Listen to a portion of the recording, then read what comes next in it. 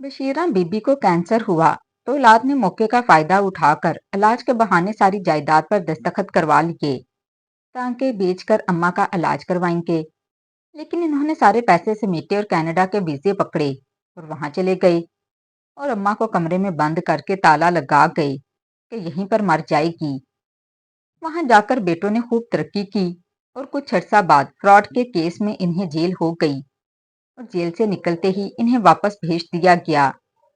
आगे इस जगह पर बड़ी सी कोठी बनी थी। जब वो अंदर गए तो इनकी आंखें फटी की फटी रह गईं क्योंकि बशीरा माई के बेटे ने संजीदा लहजे में कहा कि अम्मा, आपका इलाज करवाने के लिए बहुत सारे पैसों की जरूरत पड़ेगी क्योंकि आपको कोई मामूली बीमारी नहीं बल्कि कैंसर है और आप तो जानती हैं कि कैंसर का इलाज कितना महंगा होता है। बशीरा माई ने जैसे ही ये अल्फाज सुने तो इनके कदमों तले जमीन निकल गई। मौत का खौफ तो इन्हें कभी ज्यादा नहीं रहा था, लेकिन ये हकीकत वो बखूबी जानती थीं कि अगर वो शदीद बीमार हो गईं तो इनकी औलाद शायद इनका इलाज ना करवाए। वो पहले ही अपनी औलाद के बदलते रवैयों को महसूस कर रही थीं और समझती थीं कि मोहब्बत के पीछे कहीं ना कहीं मफाद छुपा हुआ है। इनके पास जायदाद थी, इसी वजह से औलाद इनका कुछ ना कुछ लिहाज कर लेती थी, लेकिन दिलों में मौजूद सर्दमहरी को वो साफ तौर पर महसूस कर सकती थीं। कैंसर का सुनकर इनके दिल में अजीब सी बेचैनी फैल गई। आंखों के सामने अंधेरा सा छा गया और वो चारपाई पर बैठ गईं। इतने में इनका बड़ा बेटा इनके पास आकर बैठ गया और नरमी से इनका हाथ थाम लिया। इसके लहजे में अचानक अपनायत घुल गई थी। इसने कहा कि अम्मा, आप परेशान क्यों होती हैं? हम आपका इलाज करवाएंगे और आपकी देखभाल भी करेंगे और आप इंशाल्लाह ठीक हो जाएंगी। बशीरा माई ने अपने बेटे के चेहरे की तरफ देखा। वो वाकई ही फिक्रमंद नजर आ रहा था। इस लम्हे इनके दिल में उम्मीद की एक किरण जागी। इन्हें लगा कि शायद इनकी औलाद को अपनी गलतियों का एहसास हो गया है और अब वो दिल से अपनी माँ का साथ देना चाहते हैं। अगले 2-3 दिनों में घर का माहौल बदल गया। सब बच्चे एक एक करके इनके पास आने लगे।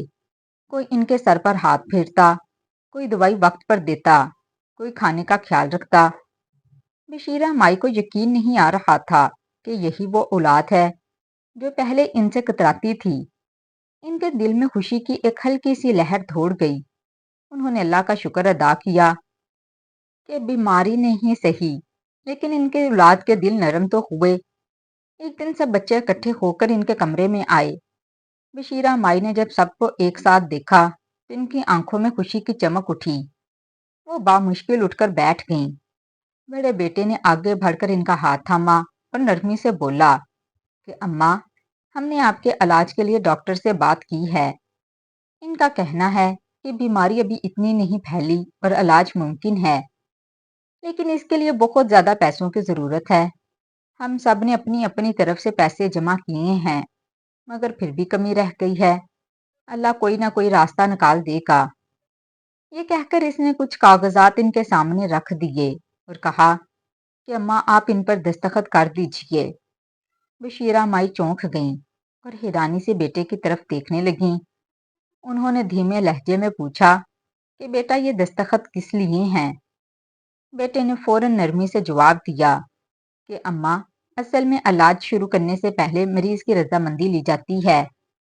इस इलाज में थोड़ी तकलीफ भी होती है और जान का मामूली खतरा भी होता है, लेकिन आप फिक्र ना करें, ये सिर्फ एक रस्मी कार्रवाई है। डॉक्टर्स के असूल हैं, इसीलिए करना जरूरी है। बशीरा माई ने बेटे की बात पर यकीन कर लिया। माँ का दिल शक करना जानता ही नहीं था। उन्होंने कांपते हाथों से कागजात उठाए और खामोशी से अंगूठा लगा दिया। इनके दस्तखत होते ही बच्चों ने खामोशी से एक दूसरे की तरफ देखा और खामोशी ही खामोशी में एक दूसरे की तरफ देखकर मुस्कुराए, जिसे बशीरा माई देख ना सकीं। इसके बाद चंद दिन और गुजरे। शुरू में तो सब पहले की तरह ही ख्याल रखते रहे, लेकिन फिर आहिस्ता आहिस्ता सबका रवैया बदलने लगा। अब कोई इनके पास बैठने नहीं आता था। दवाई वक्त पर नहीं दी जाती थी। खाना भी अक्सर देर से मिलता। बशीरा माई हैरान थी कि ये अचानक क्या हो गया है। وہ خاموشی سے سب کو دیکھتی رہیں لیکن کچھ کہہ نہ سکیں۔ پھر ایک دن انہوں نے دیکھا کہ سب بچے اپنے اپنے کمروں میں سامان باندھ رہے ہیں، سوٹ کیس تیار ہو رہے تھے۔ گھر میں ایک عجیب سی بھگ دوڑ تھی۔ بشیرہ مائی نے کمزور آواز میں پوچھا کہ کیا ہو رہا ہے؟ تم سب کہاں جا رہے ہو؟ کسی نے ٹھیک سے جواب نہ دیا، سب مصروف دکھائی دے رہے تھے۔ اگلے دن سب بچے ایک ساتھ ان کے کمرے میں آئے۔ بڑے بیٹے نے کہا، اماں ہمیں دعا دیں، ہم سب اپنے بہتر مستقبل کے لیے کینیڈا جا رہی ہیں۔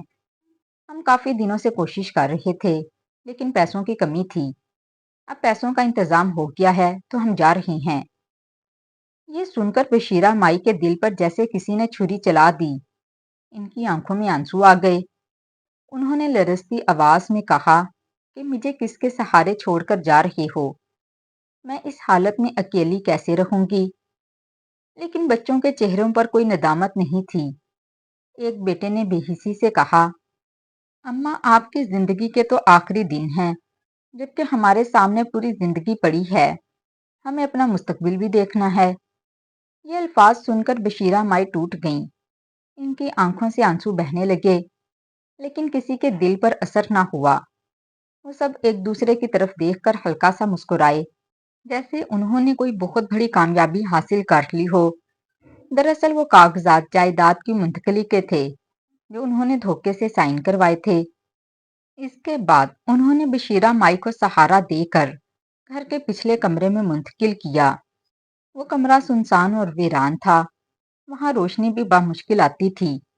انہوں نے انہیں وہاں چھوڑا اور باہر سے دروازہ بند کر دیا۔ تالا لگنے کی آواز نے جیسے بشیرہ مائی کے دل پر مہر لگا دی۔ وہ دروازے کی طرف دیکھتی رہ گئیں۔ انہوں نے کمزور ہاتھوں سے دروازہ پیٹنے کی کوشش کی لیکن آواز اتنی مدھم تھی کہ باہر تک نہ جا سکی۔ وہ تھک کر وہیں زمین پر بیٹھ گئیں۔ آنکھوں سے آنسو بہتے رہے اور لبوں پر صرف ایک ہی دعا تھی، یا اللہ میری اولاد کو ہدایت دے۔ ادھر بچے اپنے اپنے منصوبوں میں مصروف تھے۔ کسی کی فلائٹ 2 دن بعد کی تھی تو کسی کی 4 دن بعد۔ کسی نے مڑ کر بھی نہیں دیکھا کہ ان کی اماں کس حال میں ہیں۔ بشیرہ مائی اکیلی اس اندھیرے کمرے میں اپنی زندگی کے آخری دن گننے لگیں۔ انہیں اب سب کچھ سمجھ آ چکا تھا کہ اولاد کی محبت صرف ایک دھوکہ تھی، لیکن اب بہت دیر ہو چکی تھی۔ وہ دیوار کے ساتھ ٹیک لگا کر بیٹھ گئیں اور ماضی کی یادوں میں کھو گئیں۔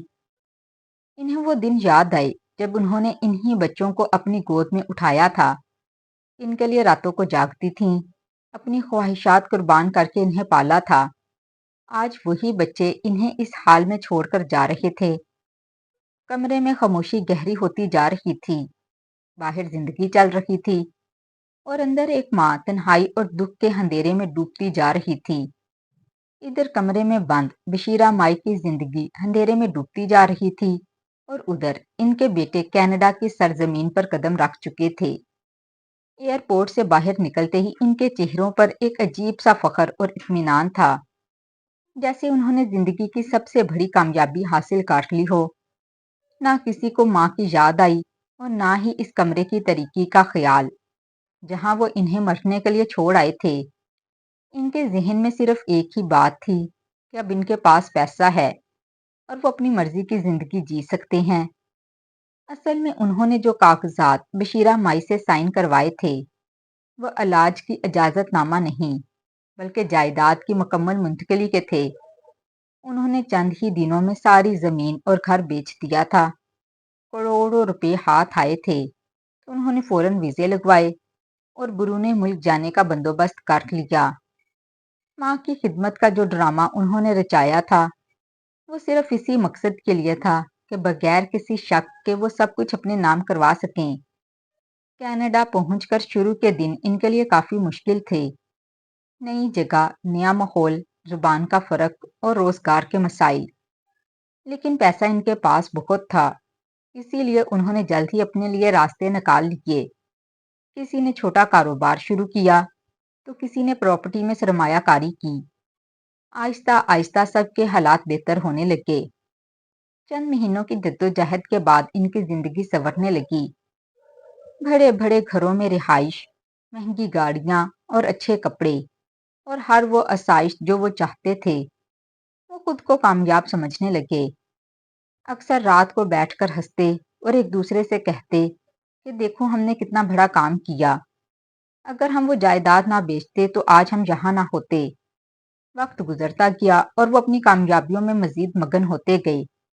کسی نے کاروبار کو وسعت دی تو کسی نے نئی ڈیلز شروع کی، لیکن ان کی فطرت میں جو لالچ اور دھوکہ تھا وہ کبھی ختم نہ ہوا۔ وہ ہمیشہ شارٹ کٹ تلاش کرتے رہے تاکہ کم وقت میں زیادہ پیسہ کما سکیں۔ ایک دن ان میں سے ایک بیٹے نے ایک بڑی ڈیل کا منصوبہ بنایا جس میں کاغذات میں رد و بدل کر کے زیادہ منافع کمانا تھا۔ باقی سب بھی اس میں شامل ہو گئے۔ انہوں نے سوچا کہ جیسے پاکستان میں سب چل جاتا تھا ویسے بھی یہاں ہو جائے گا، پیسہ دے کر ہر کام نکلوا لیا جائے گا۔ لیکن وہ یہ بات بھول گئے کہ یہ پاکستان نہیں بلکہ کینیڈا ہے، جہاں قانون سب کے لیے برابر ہوتا ہے۔ چند ہی ہفتوں میں ان کے کاروبار پر شک ہونے لگا۔ حکام نے تحقیقات شروع کی۔ شروع میں انہیں لگا کہ یہ معمول کی جانچ ہے اور وہ آسانی سے نکل جائیں گے، لیکن جیسے جیسے تحقیقات آگے بڑھتی گئیں حقیقت سامنے آنے لگی۔ جعلی کاغذات، غلط بیانی اور فراڈ کے ثبوت ایک ایک کر کے سامنے آ گئے۔ ایک دن اچانک پولیس نے ان کے گھروں اور دفاتر پر چھاپے مارے، سب کو گرفتار کر لیا گیا۔ وہ حیران رہ گئے، انہیں یقین نہیں آ رہا تھا کہ سب کچھ اتنی جلدی ختم ہو جائے گا۔ انہوں نے بہت کوشش کی کہ کسی طرح معاملہ دب جائے، لیکن یہاں نہ کوئی سفارش کام آئی اور نہ ہی پیسے۔ عدالت میں کیس چلا گیا اور تمام ثبوت ان کے خلاف تھے۔ جج نے سخت لہجے میں کہا کہ تم لوگوں نے نہ صرف قانون توڑا ہے بلکہ اس ملک کے اعتماد کو بھی دھوکہ دیا ہے۔ آخر کار انہیں سزا سنا دی گئی اور وہ جیل بھیج دیے گئے۔ جیل کی زندگی نے ان کی حقیقت بدل کر رکھ دی۔ جو لوگ کل تک عیش و آرام میں رہتے تھے آج سختی اور ذلت کا سامنا کر رہے تھے۔ انہیں اپنی غلطیوں کا احساس ہونے لگا، لیکن اب بہت دیر ہو چکی تھی۔ راتوں کو جاگ جاگ کر وہ اپنے ماضی کو یاد کرتے اور خاص طور پر اپنی ماں کا چہرہ ان کی آنکھوں کے سامنے آ جاتا۔ وہی ماں جسے انہوں نے ایک کمرے میں بند کر کے مرنے کے لیے چھوڑ دیا تھا۔ کئی مہینے اسی حالت میں گزر گئے۔ آخر کار جب سزا مکمل ہوئی تو انہیں رہا کر دیا گیا، لیکن ان کے لیے ایک اور جھٹکا باقی تھا۔ حکومت نے فیصلہ کیا کہ انہیں ملک بدر کر دیا جائے گا۔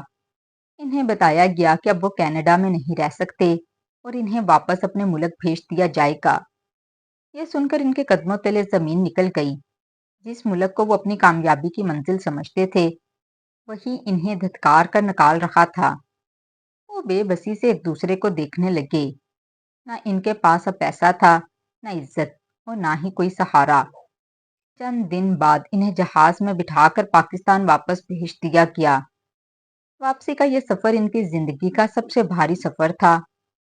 نہ کوئی خوشی تھی اور نہ ہی ان کے چہرے پر کوئی امید تھی، صرف پچھتاوا تھا جو ان کے دلوں پر اب بوجھ بن چکا تھا۔ جہاز کی کھڑکی سے باہر دیکھتے ہوئے انہیں وہ دن یاد آئے جب وہ اسی ملک کو چھوڑ کر بڑے خوابوں کے ساتھ گئے تھے، لیکن آج وہی خواب ٹوٹ چکے تھے۔ اب ان کے سامنے صرف ایک سوال تھا کہ وہ واپس جا کر کس کا سامنا کریں گے اور اپنی ماں کی آنکھوں میں کیسے دیکھیں گے۔ جہاز کے پاکستان کی سرزمین پر اترتے ہی سب کے دل عجیب بوجھ سے بھر گئے۔ وہی مٹی جہاں سے وہ بڑے خواب لے کر گئے تھے آج انہیں خالی ہاتھ واپس قبول کر رہی تھی۔ ایئرپورٹ سے باہر نکلتے ہوئے ان کے قدم لڑکھڑا رہے تھے۔ نہ وہ پہلے والی شان رہی تھی اور نہ ہی وہ اعتماد۔ ہر چہرے پر ندامت اور خوف صاف جھلک رہا تھا۔ چند گھنٹوں کے سفر کے بعد وہ اپنے گاؤں کی طرف روانہ ہوئے۔ راستے بھر خاموشی چھائی رہی۔ کبھی کبھار کوئی ایک دوسرے کی طرف دیکھتا مگر فوراً نظریں جھکا لیتا۔ سب کے ذہن میں ایک ہی سوال تھا کہ گھر جا کر کیا دیکھنے کو ملے گا۔ کیا واقعی اماں زندہ ہوں گی یا سب کچھ ختم ہو چکا ہوگا؟ جیسے ہی وہ اپنی گلی میں داخل ہوئے تو ان کے قدم رک گئے۔ جہاں کبھی ان کا پرانا سا گھر ہوا کرتا تھا وہاں اب ایک شاندار بڑی اور خوبصورت کوٹھی کھڑی تھی۔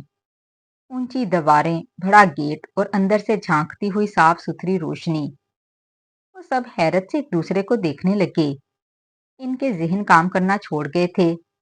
बड़े बेटे ने हिम्मत करके गेट को धक्का दिया।